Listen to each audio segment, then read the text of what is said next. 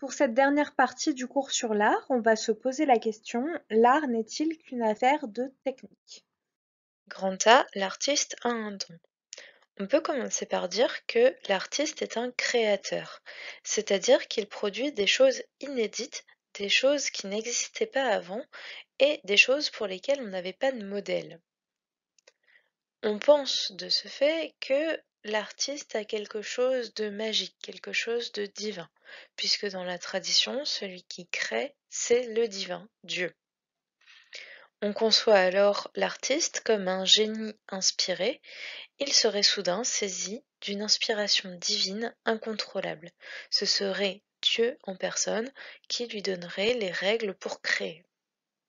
C'est en particulier Platon qui défendait cette idée, puisqu'il voyait dans l'artiste un homme inspiré par les muses. Les muses, comme vous le savez, ce sont des déesses. Il dit en particulier cela des Aèdes comme Homère. Qu'est-ce qu'un Aède dans l'Antiquité? En fait, c'est un poète qui récitait par cœur de très très longs poèmes, longs comme des livres entiers, et la performance, elle était tellement impressionnante que on ne l'expliquait que par l'intervention des dieux. D'ailleurs, pour la petite anecdote, les Aèdes sont souvent représentées dans l'Antiquité comme des personnes aveugles.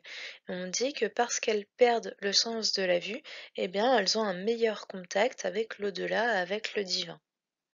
Selon Platon, donc, le poète reçoit une énergie divine, et c'est cette énergie qui le conduit à réciter des vers sans qu'il puisse résister à cette force qui l'emporte malgré lui. C'est comme si le dieu parlait à travers la bouche du poète. Le poète est possédé, il ne contrôle rien. Selon cette conception de Platon, l'artiste serait un intermédiaire entre les dieux et les hommes. Ce n'est pas vraiment lui qui crée, ce sont les dieux qui créent à travers lui. Cette conception à la fois antique et mystique, elle a bien sûr été remise en question, en particulier à l'époque moderne. C'est ce qu'on va voir dans le Grand B, l'artiste est un travailleur. C'est en particulier la conception de Nietzsche, philosophe allemand du XIXe siècle. Je crois qu'on l'a déjà vu, mais faites bien attention à l'orthographe de Nietzsche qui est un petit peu compliquée. Alors, qu'est-ce qu'il nous raconte, Nietzsche? Nietzsche nous dit que pour lui, le génie, c'est des histoires, c'est des inventions de l'homme, et ça n'existe pas. Si un artiste est capable de produire une belle œuvre, c'est tout simplement parce qu'il a beaucoup travaillé. Il n'y a rien d'autre que le travail. En effet, il faut répéter de nombreuses fois les gestes pour acquérir ce que l'on appelle une habileté technique, c'est-à-dire pouvoir faire des gestes précis, avoir une rapidité d'exécution, presque de l'ordre du réflexe.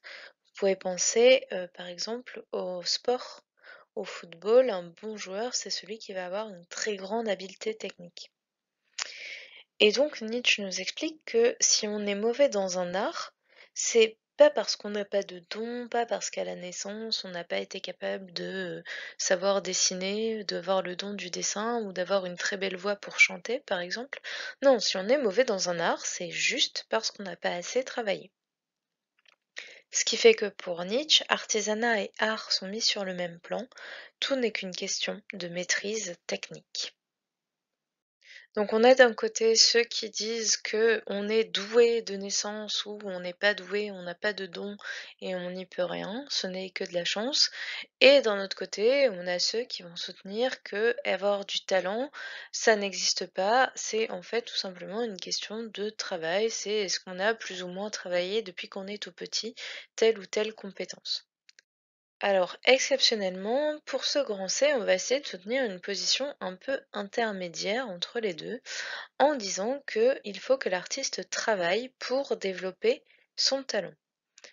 On va dire à la fois que l'artiste peut avoir un certain talent, une certaine prédisposition pour chanter, pour dessiner, pour faire tout ce que vous voulez, mais ensuite, il doit apprendre à développer sa technique pour avoir un beau résultat.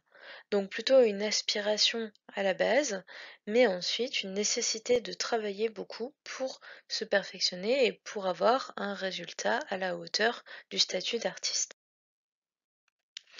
On peut prendre l'exemple d'un art auquel on ne pense pas beaucoup, qui est la photographie.